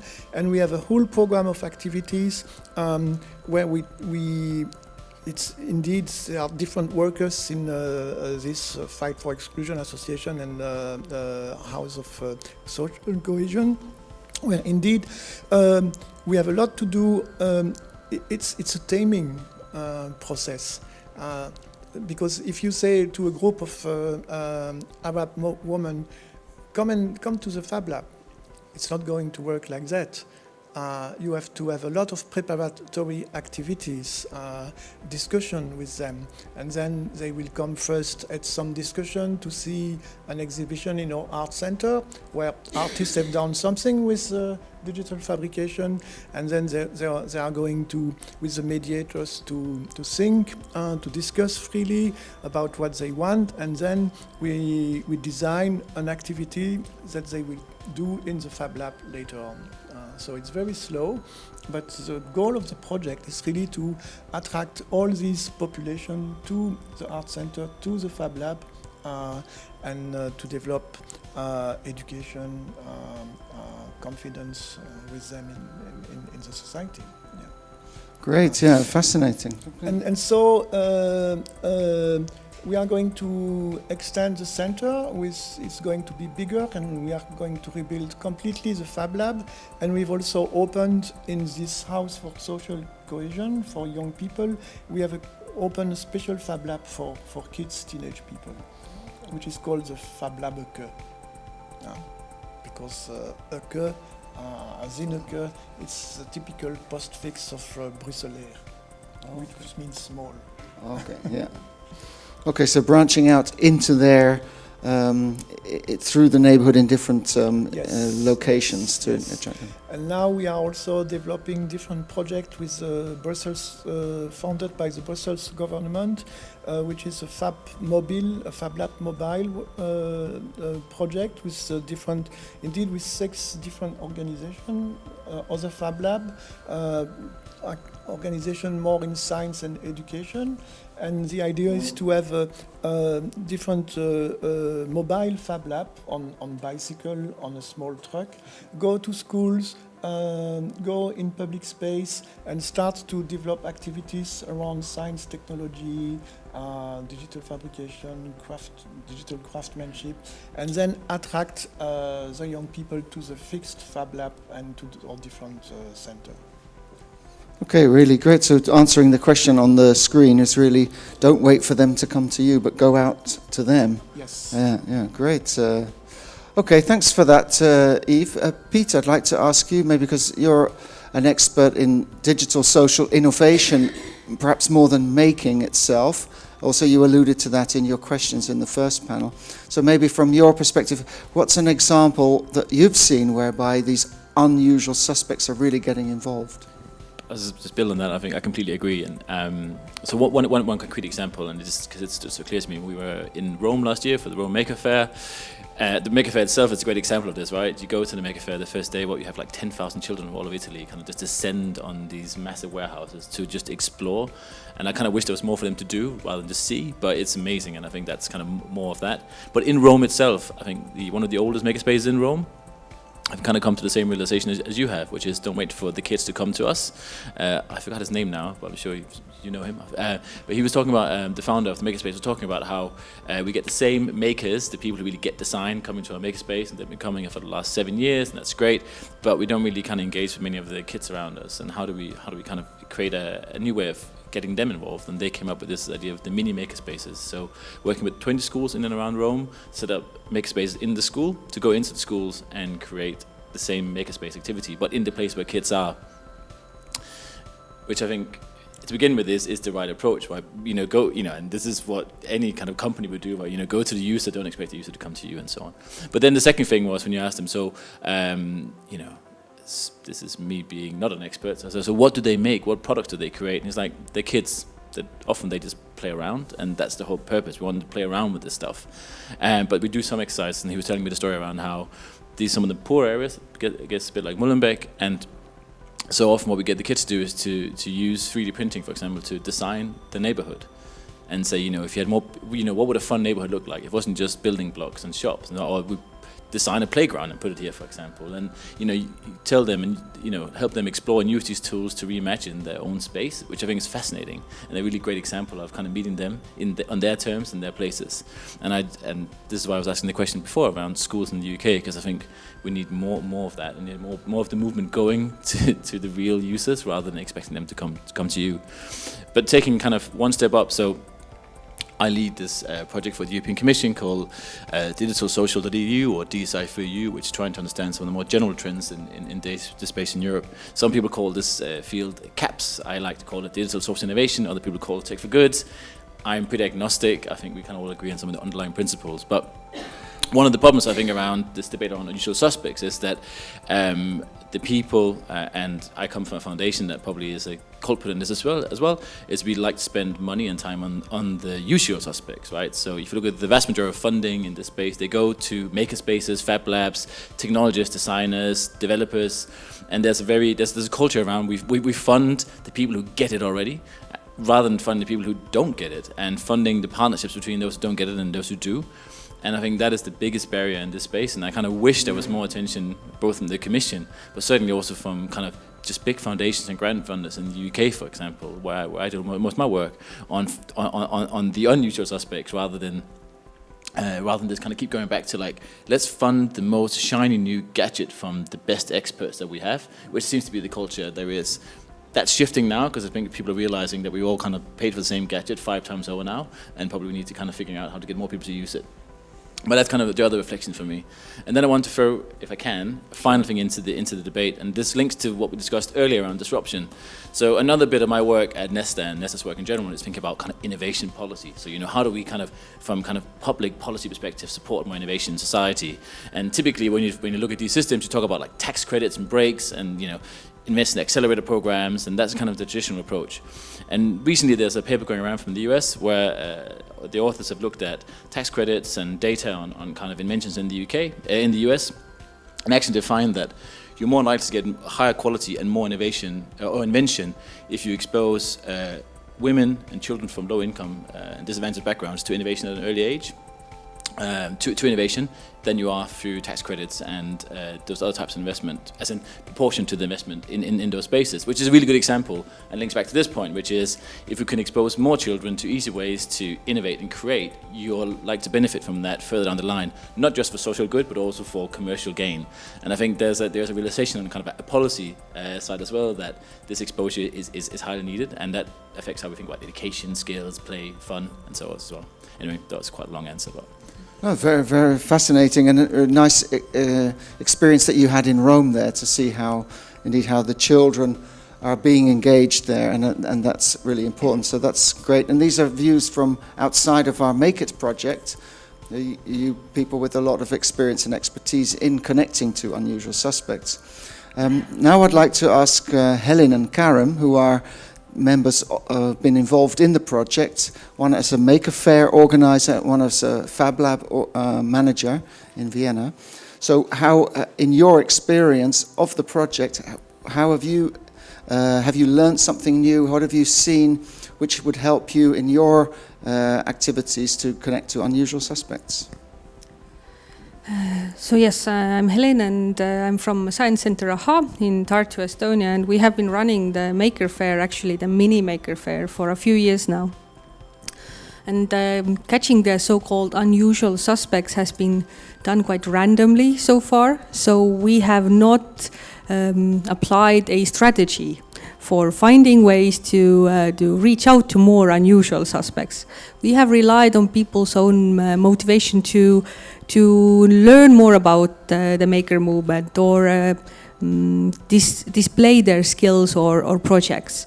So what we have learned so far is that in order to get those people to attend and to showcase their projects, we need to have a much more personal approach. Plus, the person who approaches those makers needs to have something in common with those makers. So if you're going to get more female makers, the person who gets into contact with them should probably also be female and quite in the same age range, and maybe have some similar either skills or knowledge or interests at least. And there also needs to be a readiness to kind of adapt to whatever those makers need. Sometimes there are very small things that they need on top of the standard offer that we give them, that makes them realize that this could be an event for them as well. So this is what we have learned so far. But also when it comes to other maker initiatives, let's say Fablabs or makerspaces, then reading the project interviews, I realized that there also needs to be readiness from the very beginning of designing the space. Like when you set up a space, the people setting it up need to understand who their target group is. And so if they want to have mostly male tech-savvy people at the space, then they will set up the space that way. But if they realize from the very beginning that they want to get other types of makers, maybe older makers, very young kids, then they need to involve people in the design process that understand this and also know what to bring to the space or how to set it up in a way that it is inclusive. So these are my main insights. Yeah, fascinating. I think very valuable insights indeed. Karim, maybe you can explain your experiences in Vienna. When we started Happy Lab in 2006, in 2005, 2006, there was not really much we could look at. There were not many best practices, and so we just started. And not only out of our ambitions, but also out of economical interest. From the beginning, the idea was to create a place where almost anyone would like to come in, would like to work. So from the beginning, we had this idea that to tear down all the barriers of entry and to make it easy for not only the usual suspects, whoever those are, but mostly probably we think of male technical people, but also all the others to make it easy for them to come in and to find a space they would like to try things out and to work there. So this was from the beginning kind of integrated into the idea of Happy Lab, and because we wanted to reach many people, because we thought this is a good idea to have a diverse group, but also because we calculated it and you can only make it economically viable if you have a certain amount of people, and we did not think we will have enough usual suspects. So this was also one of the main reasons, and years after years, now I see that, in Vienna, just if you don't know Happy Lab, we have around 2,000 members in our space in Vienna, and we opened another space in Berlin last year, and we have another one in Salzburg. So we have three Fab Labs at the moment, and so we just did things and we never looked at what we did. So this project for us was the opportunity to take a step back and have a look at all the data we accumulated during those years. So and we picked one part out. This was the gender balance of our labs. We have around 30% female, which is not so bad, but could be better. And we at the moment we can just describe that there is a difference, not only in the number of people, but also on how they use their lab. And we're trying now to take that into account. For example, in our Berlin lab, which opened around 1 year ago, we have one female and one male lab manager. And already from the numbers, I see there is even more female interaction going on there. So we try to take this into account, but there are a lot of more things I would like to analyze, like the educational background, which is even more interesting, I think, and stuff like that. But I always see Happy Lab as a place where you do not need to.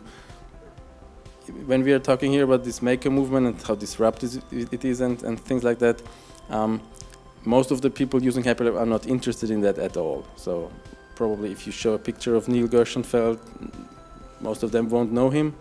They just want to do things. They know they want to use that machine. Probably they don't even know that. They just want to create some things. And this is the thing I like the most. If just really normal people from the street, you would never think of them in such a place. But they know, oh, if I want to do this, I need the laser cutter. I go just to one of those spaces. So my idea was always to get normal people, whatever that is, into this area. And you also had some experience with the Building Spheres of Participation tool. So can you also maybe say something about how you think a tool like that could benefit your makers by helping them to move on beyond just their play stage? So as we have a lot of people, we also have lots of different phases where they are in. So for many it just starts with playing. This is probably most of them, but sometimes they want to do. Of course, we also have startups and entrepreneurs, but the interesting part is always the in-between, when you're not yet really sure whether this is, when you start the project, you don't think of it in our case, this will be the next $1 million startup, but rather than I just need this for myself, and then people are coming and say, oh, this is cool, I want this as well, and you do 3, 4, 5 of them, and then you slowly get it, maybe this is a good idea. And I think in this part, it's a great way to connect people with different skill sets to each other. Maybe they need someone with the business knowledge or marketing or whatever there is needed. We try to help them somehow in this way. We don't only have the labs, but we also do a maker fair and other events. And we tried out the tool in our events, and want to incorporate it more into these because, yeah, like we are dealing always with huge communities which are very hard to manage, basically. So, and also our background from me and my colleague are computer science, so we like to automate things, and I think this is the human interaction is of course most important thing. So if people really meet at our space, they get a connection and then they work together, this is the ideal. But the second best is if they meet online and cooperate in that way. And maybe one leads to the other, yeah. Okay, so thanks for all of those insights into this unusual suspects. We're going to throw it open to the floor now, because it's always nice to get questions from the floor. I'd like to also welcome Fabrizio Sestini, our special guest from the European Commission. It's actually, we've had to lose quite a few people because of the weather. They've had to leave early, and now you're coming, so it's kind of like counter to the trend. Okay, so does anybody have a question to these panelists about connecting to unusual suspects?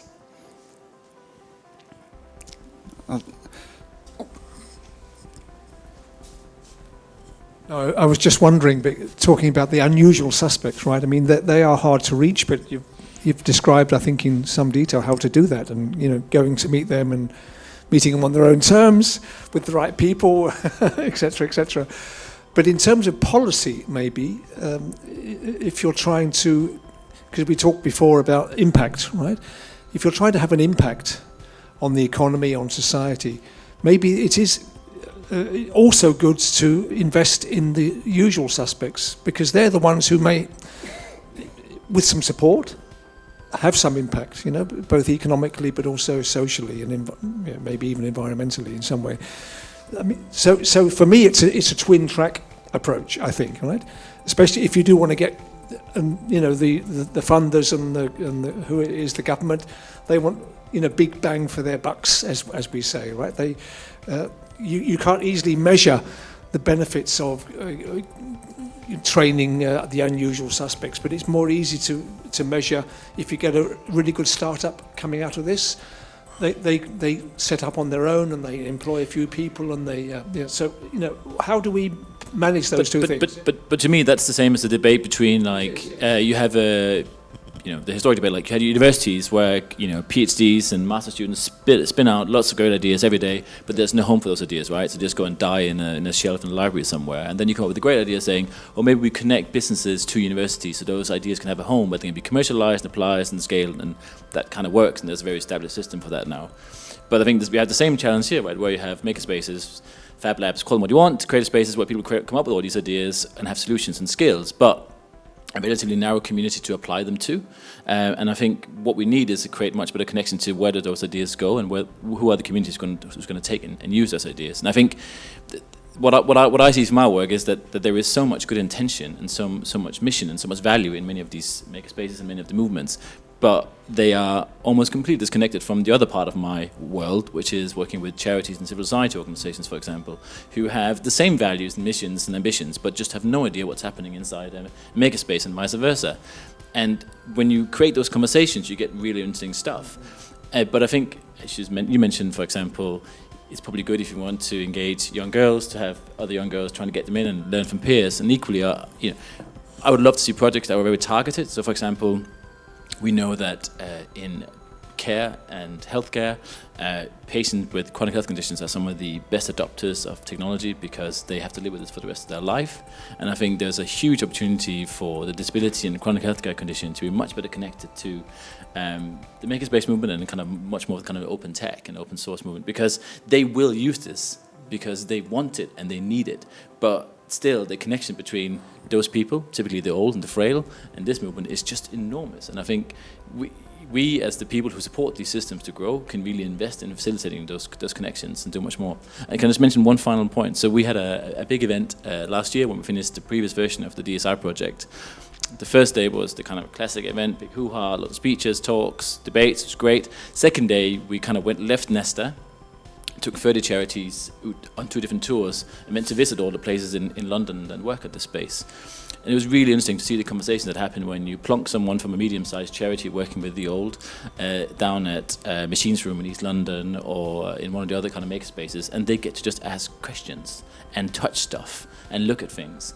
And I think that is really hard and resource-heavy activity, but it's required, and it really kind of, I think, can lead to lots of interesting things. And I think we need to just invest a lot more in building those partnerships.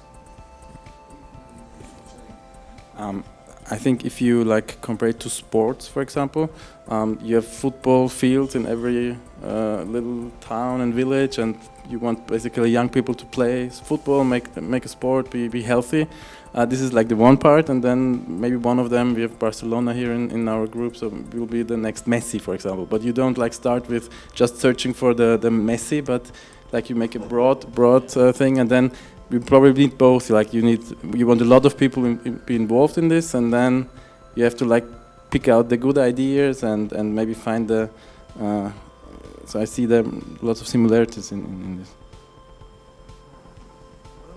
I could also make the comparison with scientific and technological research. You have short-term applied research and you have very long-term research. It's true that most governments and politicians, they want, if you see the Minister of Economy, he wants to create jobs and startup with entrepreneurs and things like that. But the seed it's to create the seed for creating that on a long-term basis is indeed that the people are educated, that the people are empowered, that the social problems are solved. And of course the action to do these are much more long-term. There is also something else happening.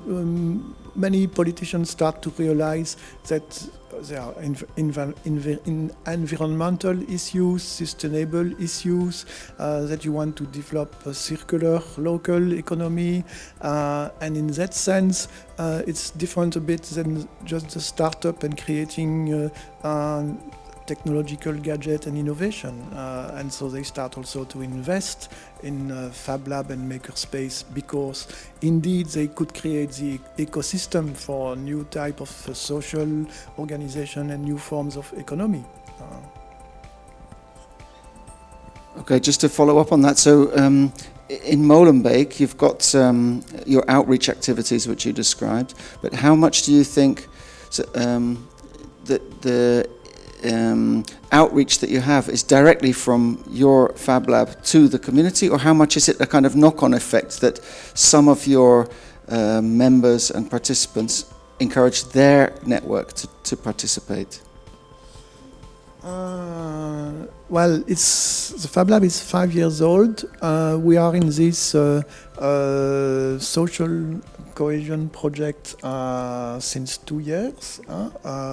So we need a little more time to see what's going to be the impacts, the results. But I could say something that we are going to start this year. It's now in just nearby us, there is a social enterprise which trains unemployed people to become assistant for menuisier, comment est-ce qu'on dit ça? For woodworking, carpenter. And so they train young people under 30s. We do not have any jobs to train them to woodworking carpenter. And we already worked with them, for instance, for building the Fab Lab, the inner walls. It's their workers, their students, their apprentices who did it. And now we are going to start a pilot project on digital woodworking with a very large CNC, which is going to be installed indeed next week. And the idea is that, okay, it's an outcome of all the activity we did with the neighborhood to know the local companies and social enterprise around us, and let's say, okay, yes, we could do this together. And the next step, there are two outputs from this project. Of course, is to train this apprentice to woodworking, to digital woodworking, and of course, it's to maybe create a local economy, because this social enterprise do a lot of furnitures for collective, for organization. But there is a design institution just nearby. We could create a digital design of new types of furniture that can be fabricated with a CNC machine, and this company could reply to other demands, other contracts, and we could maybe export also this design, which could be made somewhere else. So that's a typical small outcome which comes from this 2-3 years collaboration with the neighborhood. Okay, we've got time for another question or two. Daniel? It sounds like a really interesting practices, and the whole idea of really responding to needs rather than doing what others are doing, listening to the actual community that you're surrounded by, seems to me the only real way to deal with this. I wanted to kind of ask the question about unusual needs that you've come across rather than unusual suspects. I guess the main one that we hear a lot about, apart from innovation and entrepreneurship, is employment, jobs and economy. That's kind of big one that we hear about. I guess, for instance, the California community colleges have started a big program of they have 113 colleges. They're running a third of them through maker spaces. They're developing jobs and economy. But in terms of unusual needs, a couple of years ago, we were looking at the cultural roles of maker spaces. And I wanted to ask if you've kind of come across these kind of, identifying a need that the people there are interested in, something they want to change, or something that they are coming to be there because they can't be anywhere else, like it's a safe place, or what are the unusual needs that you've come across? A very interesting question. Anybody noticed some unusual needs?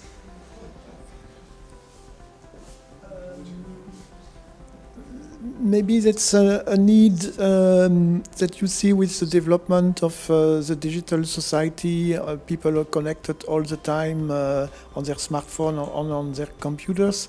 What we see that people now need to meet face to face. You need physical places where they can indeed meet, and they ask, I think, they are going to ask more and more for that. Yeah. And the Fab Lab, the makerspace, is indeed a place where you almost you a backlash. Huh? Almost a backlash to technology. Yes, and that's why we think that it's really important to, for instance, to enlarge our building, because having a physical place in the digital world is going to be important.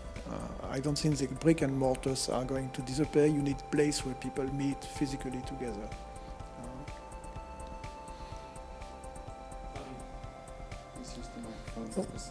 Pass it through.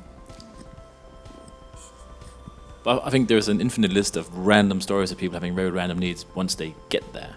I mean, the problem is that they rarely get there in the first place. I've I think it was in Amsterdam. I spoke to someone who was like, he's like a guy in his 60s who likes to make these special little compartments for beehives, and he could never afford the tools to make them.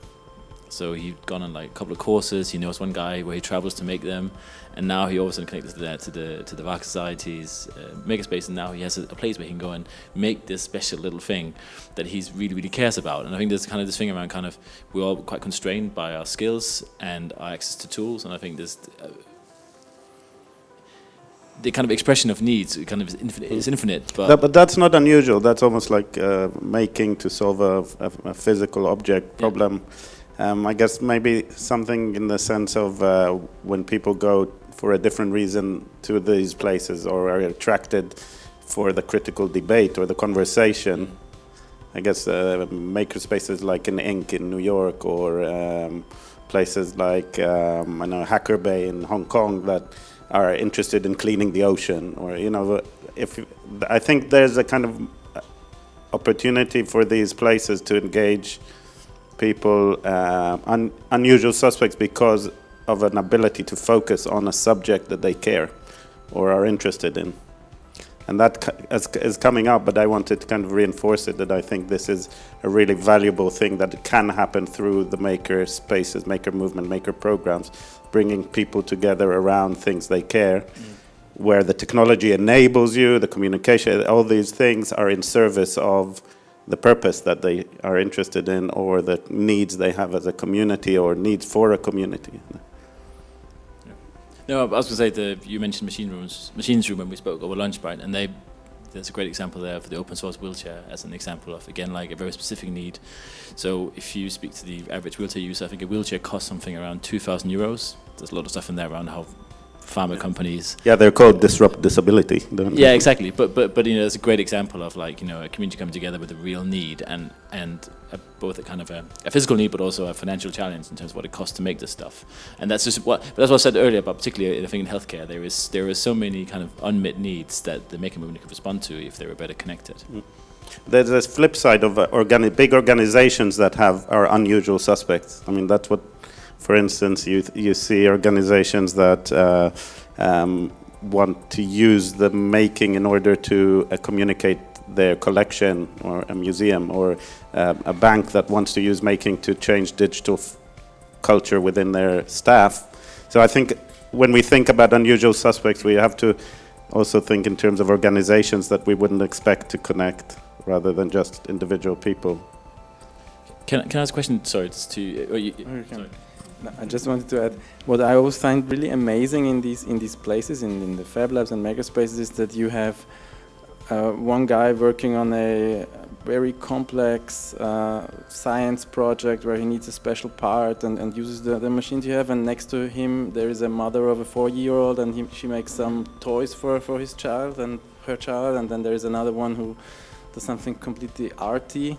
And basically, even if they do not work together, they sit next to each other, they see what the others are doing, and they are connecting in some way. And you see, oh, well, I could do that as well, because I also know how to use that machine. So I think even if they are not really doing things together, sitting in the same room and doing stuff is already a benefit for all the people involved.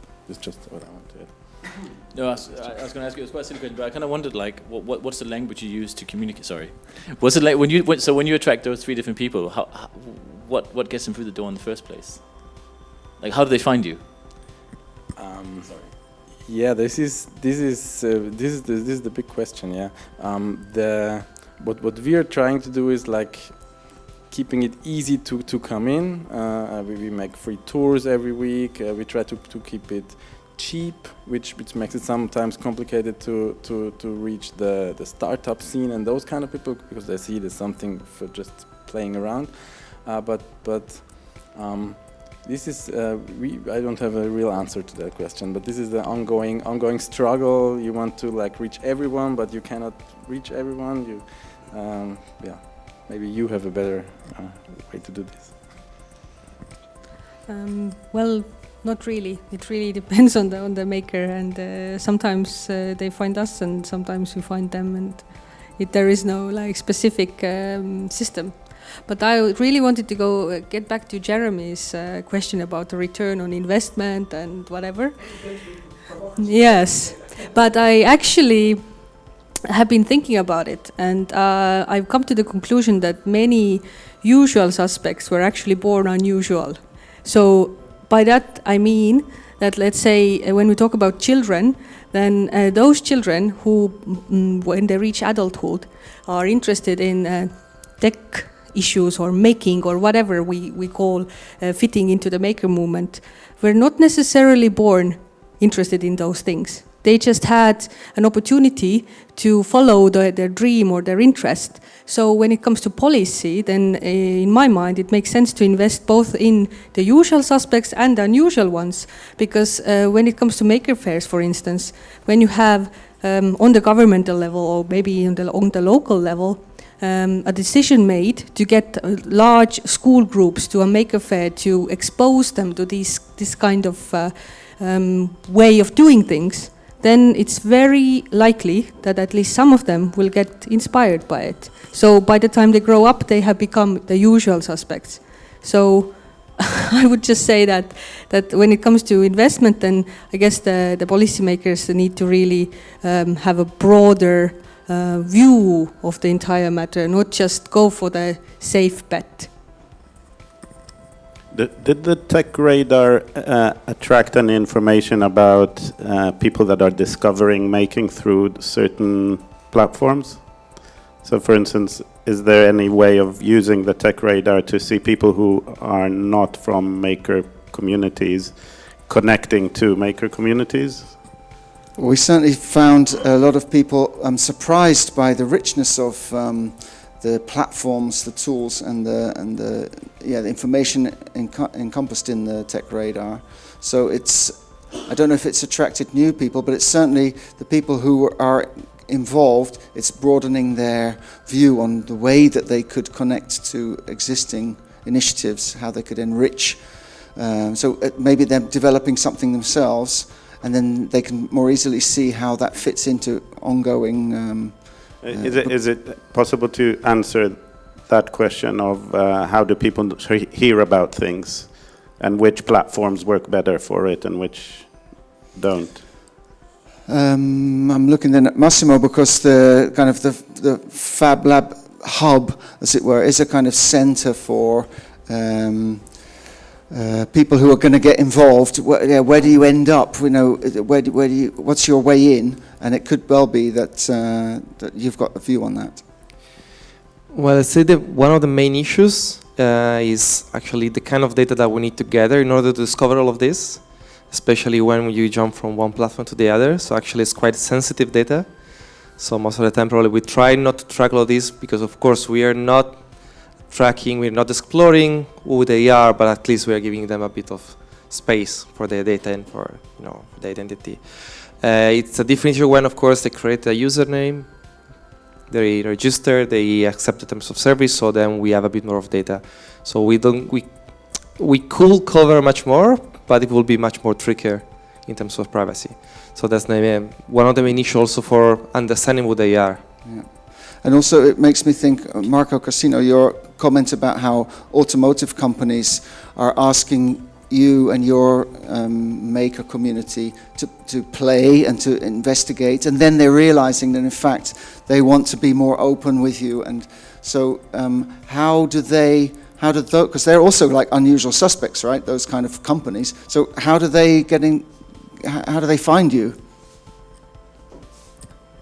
Because there's no difference between us and them, because they are maker too, and that's why they know us. Because it's more, well, our Fablab is more after work Fablab, because there's a lot of engineers that comes after works to do personal work, and so they say to their boss, we have a place to do that, and we have the machines to do that. So that's when works together. Yes. So good.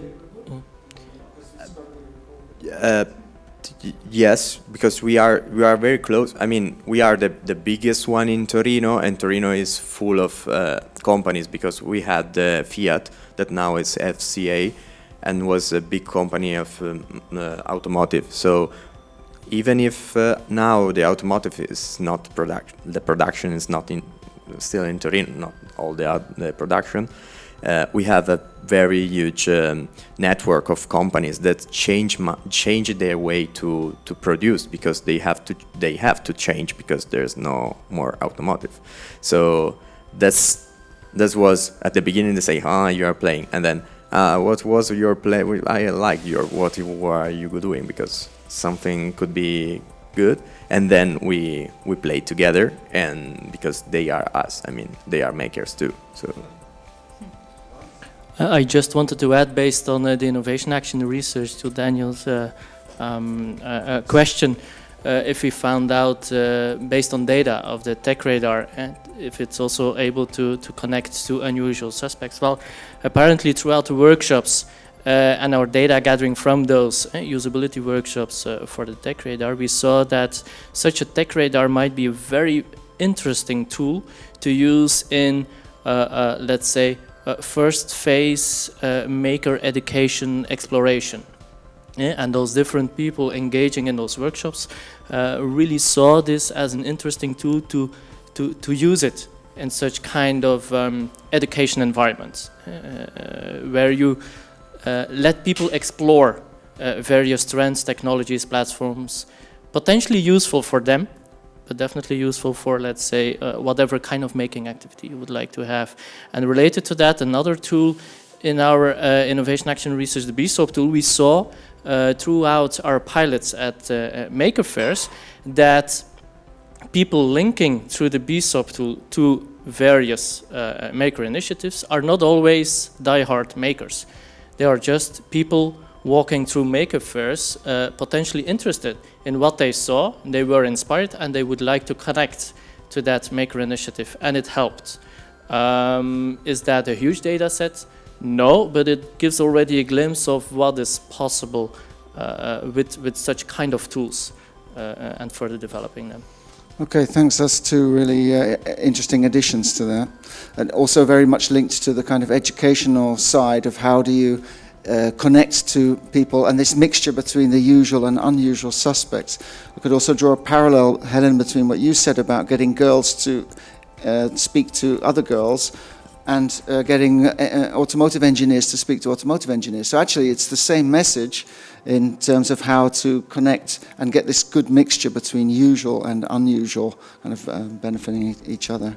So I'm just looking at the clock. I think we could go on for quite a lot longer, but actually our time is up here for this panel session. So let's give our panelists here a warm round of applause. And the next item is drinks and further talking about with the posters like we did earlier, and any other networking that you want to do. I'm just going to remind you of a few of the key points of the whole day, really. Okay, Peter, you go ahead. So we've made a really new and rich picture of the maker movement in Europe through the case analyses, the cross-case analyses. We've engaged with the makers through the innovation action research, by taking part, by sharing the insights with them, but also innovating together with them.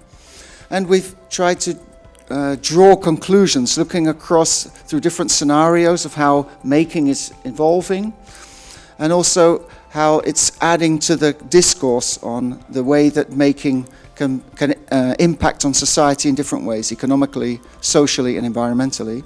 So these are the topics which we've covered today. We hope that you stay engaged with each other and with us, because this is a community which is much stronger than just a single project. So I'd like to thank you all for your participation today, and I hope that we will be meeting and working again together in the near future. So that's the end now for today.